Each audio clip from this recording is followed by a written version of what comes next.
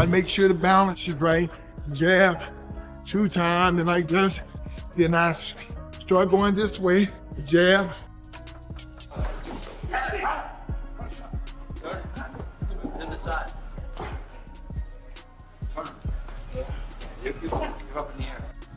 It's like, it's always gonna be somebody older than somebody in this life. You're never gonna be the youngest and you're never gonna be the oldest.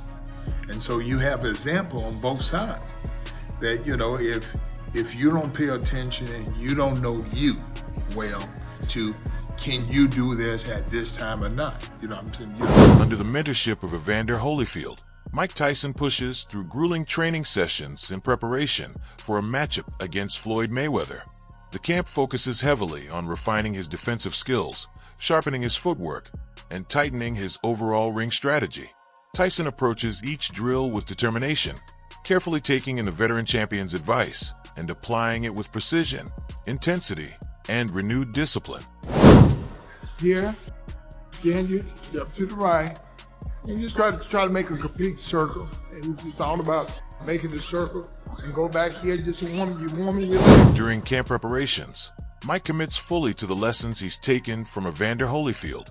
His movements look quicker, his footwork more precise, and his approach reflects a clear respect for the seasoned champion's wisdom and experience. Cross your legs and get your posture straight, and making sure you got a good midsection. You got to tighten that stomach up. And that's what a lot of times people don't understand. Evander Holyfield believes Mike's return to the ring at this stage of life isn't nearly as threatening as some claim. In his view, fear is something you give power to, but real bravery is what truly defines a fight. If you allow yourself to do that, it's up to me to allow myself to be afraid. I'm talking about at any given time, anything. Whether I know how to do it or not, you know. The Bible said, fear not. It's up to you to fear. It's a choice. It's not that you have to, but in a situation, when it comes down, when you really want to do something real well, you know, fear is just right there, like that, ready to catch you if you heed to it. When you're young, you make mistakes, and when you're older, you make mistakes. Sometimes people forget about when you get older. But you know, you have a choice to make.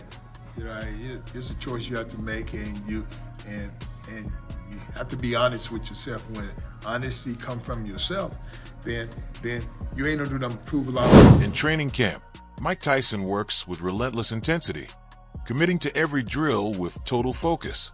He sharpens his accuracy, builds explosive power, and hones his speed, driving himself beyond his limits. Sweat pouring, focus locked in, determination fueling every session. Mike, what was the name of the theater that Corbett, Mike? He's like, yeah, he said the right name. I was like, God, I could never get it. I could never get it.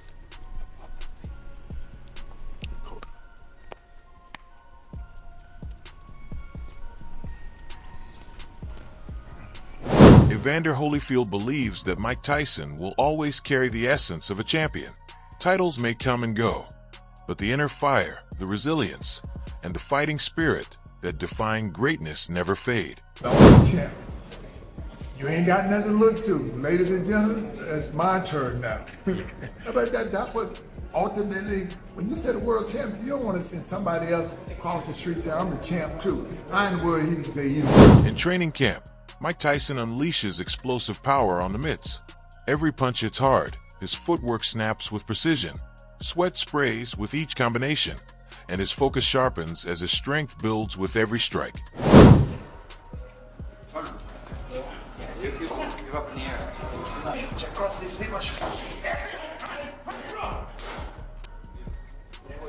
Yeah, look what you want. Beautiful. Beautiful, Nice one, Mike. Nice one, Mike. Deep roll. Deep roll. What's the best one?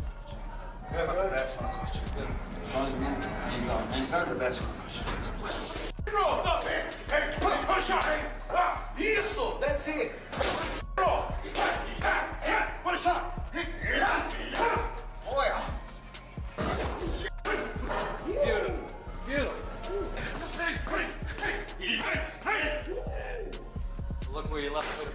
Finish, Mike. Gene Kilroy keeps Mike Tyson fired up in camp, lifting his confidence and driving him to push even harder in every session. Yours, how old you feel? I don't feel what the word old. I don't feel that. No. Well, you're smart going into the new wave. No, it's always the old wave. It's always this. Yeah. I could do all this stuff and not have this and this. Yeah, that's what you need. The will determine the skill. Yeah. The story of success is be around successful people. I don't believe that. No. What can you lose? What can you win from a loser? Huh? You can learn how not to lose. Huh? You can learn how not to lose. Okay, you learn how not to lose, Yeah. but you don't. You don't. You get more out of losing than you do out of winning. Okay, you're my friend. Yeah. I'm going to get a heart operation. Yeah. But there's a good guy's going to operate on me. Nice guy, nice guy. But there's another guy's who did 20 operations. Who are you going to reckon? During heavy bag sessions, Gene Kilroy pushes Mike Tyson to his limits, praising his power, demanding intensity, and instilling belief. Every strike fuels his ambition, sharpens his speed, and strengthens the mindset of a true champion.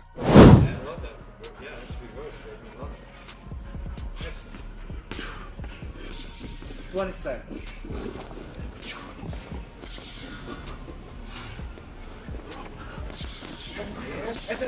That's just like that.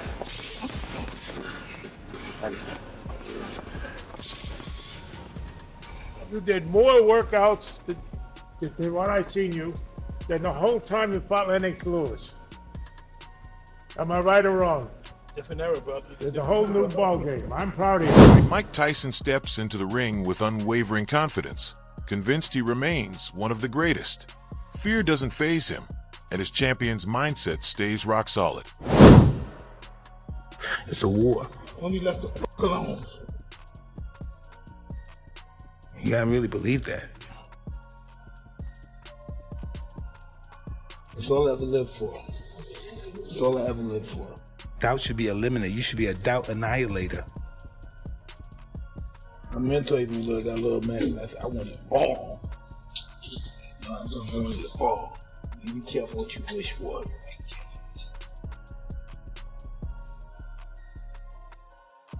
You kill people in the ring, you should kill doubt in your mind and in your soul and your heart. Mike Tyson powers through heavy dumbbell workouts, developing raw strength, stamina, and explosive force with every rep. I give you money. Are you f***ing crazy? Only 12. That's all we want. To the middle. 1, 2, 3, A little slow on the way down. 4. There we go. 9. One more. Slow. 10. No problem. Great set. Best set yet. Final round. Last one. Nice and strong. 30 times. Let it go. 1, 2. Here we go. 3, 4. Nice. 5. Yes, sir. 6, 7. Strong. 8. Strong. 9. You got this. We go. 2, 3, 4, 5, 6, 7. Let's go. 8, 9. One more. Get up. Nice work, Mike. Yes, sir. Daniel Cormier recently weighed in on the exhibition between Mike Tyson and Floyd Mayweather Jr., pointing out how unusual the matchup looks on paper.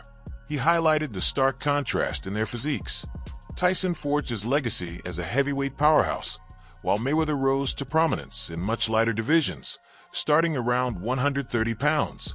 Even as he moved up in weight, he never approached the heavyweight scale.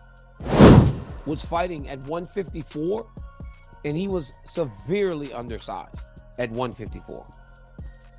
Floyd Mayweather was a guy that fought in the 130s to start his career, and then fought up as high as 160 maybe.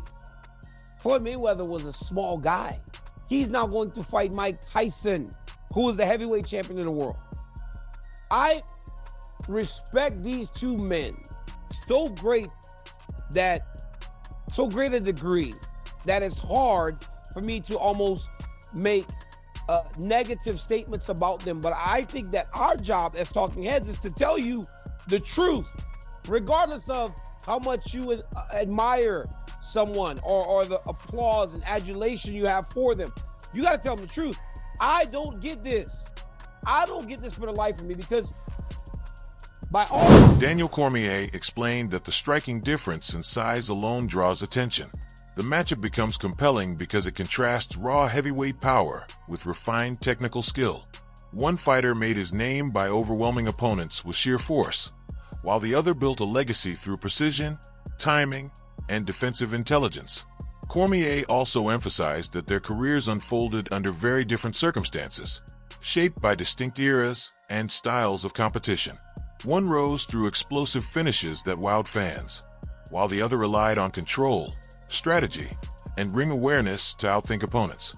The combination of this stylistic clash and physical disparity creates genuine intrigue and fuels ongoing debate about how such contrasting strengths might collide. On track, has a great wife that helps him manage all those things, made a boatload of money to fight Jake Paul last year. It's not a money play. Floyd, I saw a thing this morning, him talking about keeping his money clean, stuffing hundreds of thousands of dollars in a plastic bag. These guys don't need money. A lot of times when you get these great champions fighting well past their prime, it's to make cash. We see it a lot. These two don't seem to need the money. So I don't understand the need to do this. When talked about, Mike Tyson said, I still can't believe Floyd wants to really do this. It's going to be detrimental to his health, but he wants to do it. So it's signed and it's happening. Hey, when Mike fought... Although high-profile exhibition bouts featuring retired champions often face criticism, many fans take a more understanding perspective. From this view, veteran fighters returning to the spotlight aren't tarnishing their legacy. They're exercising the right to enjoy the rewards of decades of dedication and discipline. Combat sports require immense physical and mental commitment, often starting in childhood and stretching through years of grueling competition. Supporters also note that professional fighting careers are usually far shorter than those in most other fields. Let them make their money. They're going to make a lot of money. Mike Tyson makes the money to give to his kids. Floyd makes the money to show us, right? Let them make their money. Why not? It's an exhibition style. They got history. They don't like each other. They are two of the biggest imposing figures in boxing history. Mike Tyson, Floyd Mayweather, and Muhammad Ali. Right? So they're going to make a lot of money. A lot of people going to tune in and they're going to watch it. They don't like each other. So even though it's an exhibition style, you best believe it's not going to count against their actual record, but it's a real fight. And Mike Tyson is not going to hold back no punches like he did with Jake Paul. Opportunities to earn big at the top level can vanish quickly due to age, injuries, or changes in the promotional landscape. When well-known names can still attract attention in a controlled exhibition, many see it as a smart, practical choice rather than a desperate move. There's also a matter of personal autonomy. Veteran athletes know the risks better than anyone, having endured intense training camps and the pressures of championship competition for years. They fully understand what participation entails. For many, these events are a way to celebrate their careers, secure financial stability, and connect one last time with fans who have followed their journey. Mike Tyson, you can believe that. This is going to be a real fight. Once it's exhibition style, so it won't count against their box rec, and it's not sanctioned by a commission or any of that or that. But you best believe they're gonna want to. So they're gonna make a lot of money, and it's gonna be entertaining because they don't like each other. There's bad blood. They're gonna let them fly, and neither one of them wants to go home saying they lost to the other one. Mike Tyson has been, making passes at trying to. He wanted to hit Floyd at the WBC convention. Remember that famous epic moment where he walks up past Floyd and he's receiving his belt and he just flinches at Floyd, and Floyd don't budge. You're just looking at him, right? Mike Tyson always say he a scared little man walking around with all the security. They don't like each other. One of the most talked about aspects of the upcoming exhibition between Mike Tyson and Floyd Mayweather Jr. is their age. Tyson is nearing 59, while Mayweather is 48, well past the typical prime for professional fighters. In a sport where reflexes, endurance, and recovery are crucial, age naturally becomes a major factor. Boxing's physical demands are relentless. Speed can slow, durability can wane, and recovery between intense exchanges takes longer, even with both athletes maintaining impressive conditioning. Entering the ring at this stage of life carries inherent risks. WWE, though, is less so a fight promotion and more so rights holders. They hold the global rights to HBO World Championship Boxing and a number of other Comcast events. Basically, their business is they lease out the rights for footage to old fights to different networks or entities. So it is a bit weird to see them involved in a fight which I would have to assume the cost would be close to 9 figures to stage. It's just honestly puzzling, but seeing there's apparently more information about broadcast partnerships to come, I guess we'll see soon who else is involved. The decade-plus age gap between Mike Tyson and Floyd Mayweather Jr. adds an intriguing layer to their exhibition, raising questions about reflexes, conditioning, and the ability to sustain pace over multiple rounds. As fighters get older, timing, reaction speed, and sharpness naturally decline, and endurance can vary under the pressure of the spotlight. Yet, years of experience provide an important counterbalance. Decades spent honing ring intelligence, tactical awareness, and emotional composure in high-stakes situations help offset some of the physical challenges that come with age. Even so, the advanced stage of both careers makes this exhibition more than just entertainment. It's a rare chance to witness resilience, adaptability, and longevity, offering fans a glimpse at how elite fighters navigate the demands of aging while performing at the highest level in combat sports. Groundwork to show just how big an exhibition fight can truly be. Now, exhibitions are a thing we've seen throughout the history of boxing. It's nothing new. Even the great Ali ended up in odd exhibitions for big paydays. Yet what Paul Tyson showed is you can take a fighter like Tyson, who doesn't have much left to give, and whip up a promotion to make the public believe he's back in his prime, and as a result do some of the biggest numbers seen in the last decade. The quality of the fight itself doesn't matter because, hey, you're already watching. And at a guess, that's exactly what they're going to try to do here. In the press release, they didn't really talk about how great of a fight it's going to be, rather how robust their promotional campaign will be, with weekly premium storytelling, which of course probably will be. Combat sports commentator Wade Plemons recently voiced concerns about the proposed exhibition between Mike Tyson and Floyd Mayweather Jr. He noted that comparing Tyson to Muhammad Ali can feel disrespectful, especially since Tyson has always expressed deep admiration for Ali and never claimed to surpass him.